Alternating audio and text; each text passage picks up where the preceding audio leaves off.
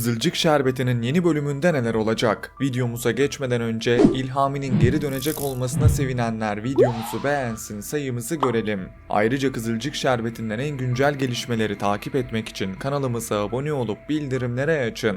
Son derece heyecanlı bir bölüm izledik ve yeni bölümde nelerin yaşanacağını şimdiden merak etmeye başladık. İlk olarak Fatih ve Başak'la videomuza başlamak istiyorum. Dizimizin son bölümünde Başak en mutlu gününde annesini kaybetti ve kolay kolay kendisine gelemedi. Bölüm boyunca Başak annesinin acısını içinde yaşamaya devam etti. Fatih bu süreçte Başak'ın yanında olmaya çalıştı. Çünkü geçmişte benzer bir acıyı kendisi de yaşamıştı ve Fatih Başak'ın neler hissedebileceğini tahmin edebiliyor. Son bölümde Fatih'in davranışları hepimizin takdirini kazandı. Dizimizin yeni bölümünde Fatih ve Başak'ı gene zor anlar bekliyor olacak. İkili içinde bulundukları zor durumdan birbirlerinin desteği sayesinde çıkacaklar ve çok geçmeden oyun olan bu evlilik gerçek bir evliliğe dönüşecek ve Fatih ile Başak'ın yavaş yavaş birbirlerine aşık olacağını ve sonrasında birbirlerinden kolay bir şekilde vazgeçemeyeceklerini düşünüyorum. Tabi burada Tuncay engeli var. Çünkü Tuncay iyi bir karakter değil ve Başak Tuncay'ın yalanlarına inanıyor. Çok geçmeden bu Tuncay hikayesinin sonuçlanacağını ve ardından Başak'ın gerçek karakterini göreceğimizi düşünüyorum. Fatih ile Başak'ın arasındaki zaman zaman atışmalar hepimizin hoşuna gidiyor ve bu ikili her ne kadar başlarda çok uyumsuz gibi görünseler de yavaş yavaş birbirlerine uyum sağlamaya başladılar. Bu çift hakkındaki sizlerin düşüncelerini merak ediyorum. Şimdi gelelim Tuncay'ın hikayesine. Son bölümde Hikmet bu intikam defterini kapatmak istese de sonrasında Ömer'in uyarısıyla son bir hamle yapmaya kalkıştı. Dizimizin yeni bölümünde Tuncay'ın kötücül planları devam edecek. Tuncay'ın resmedildiği kadar iyi bir karakter olmadığını düşünüyorum. Belki de olaylar tamamen Hikmet'in aktardığı şekilde değildir. Ancak Tuncay'ın da kendini gösterdiği kadar iyi bir karakter olmadığı muhakkak. Çok geçmeden Tuncay hikayesinin daha da büyüyeceğini ve Tuncay'ın dizimizde daha aktif bir figür olacağını düşünüyorum. Ancak sonrasında bu olay çözümlenecek ve Tuncay'ın sonunu göreceğiz. Dizimizi izleyen izleyiciler ne Hikmet'in hikayesinden ne de Tuncay'dan çok hoşlanmadılar ve ben bundan dolayı bu Tuncay hikayesinin çok geçmeden bir çözüme kavuşacağını düşünüyorum. Şimdi gelelim Nursema'ya. Belki de yeni bölümle ilgili en çok konuşacağımız isim Nursema olmalı. Çünkü son bölümde ortaya çıktı ki Nursema'nın konuştuğu bu gizemli kişi İlhami. Sizlere daha önceki analizlerimde bu kişinin İlhami olacağından bahsetmiştim.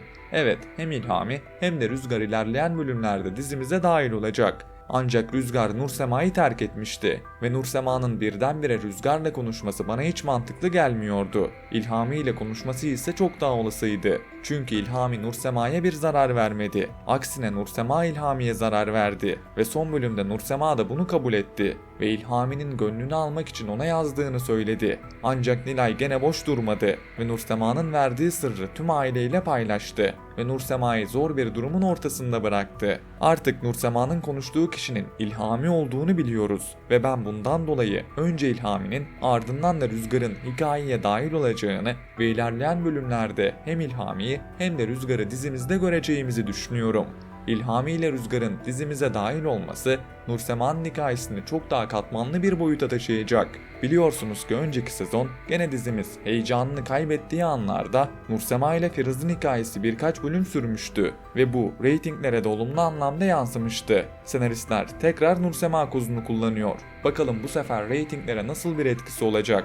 Biliyorsunuz ki dizimiz önceki sezonlarına kıyasla reytinglerinde büyük bir düşüş yaşadı. Evet, 118. bölümüne gelmiş bir dizi olarak hala iyi reytingler alıyor. Bunu kabul ediyorum. Ancak önceki reytingleriyle kıyasladığımızda dizimizde büyük bir düşüşün olduğunu söylemek gerçeklikten uzak olmaz. Senaristler de bu düşüşü toparlamak ve dizimizi yükselişe geçirmek için yeni hamleler yapmaya kararlı ve Nursema'nın aşk hikayesi bu hamlelerden biri. Nursema bunca zaman aradığı aşkı bulamadı. Tam Firaz'da buldu derken Firaz Nursema'yı aldattı ve Nursema'ya büyük bir hayal kırıklığı yaşattı. Şimdi ise İlhami ve Rüzgar dizimize dahil oluyor. Bakalım Nursema'nın bu sefer seçimi kimden yana olacak? Geçmişte İlhami ile yaşayamadığı masum bir aşkı mı seçecek yoksa Rüzgar'la yarım kalan hikayesini devam mı ettirecek? Peki sizce Nursema kimi seçmeli? Yorumlar kısmında düşüncelerinizi bekliyorum.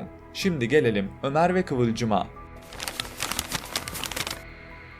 Son bölümde Ömer her ne kadar Bade defterini kapatmış ve bunu bir hata olarak görse de Bade planlarını inceden inceye işlemeye devam etti. Ve bu süreçte Ömer'in haberi olmasa da Kıvılcım Bade'nin varlığından haberdardı.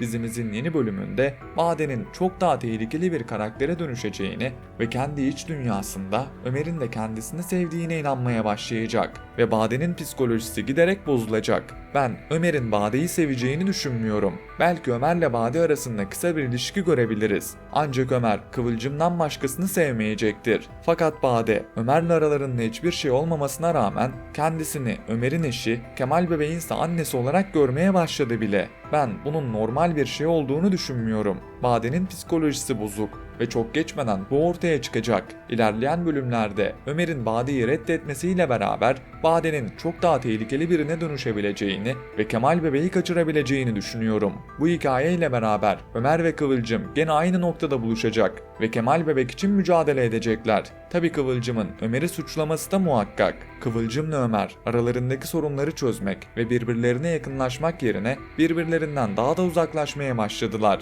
ve artık ikisi de birbirlerine karşı net cepheler almaya başladı ve bu ikilinin yakın zamanda bir araya gelmesi kolay görünmüyor. Evet, hem Ömer hem de Kıvılcım hala birbirlerini seviyor.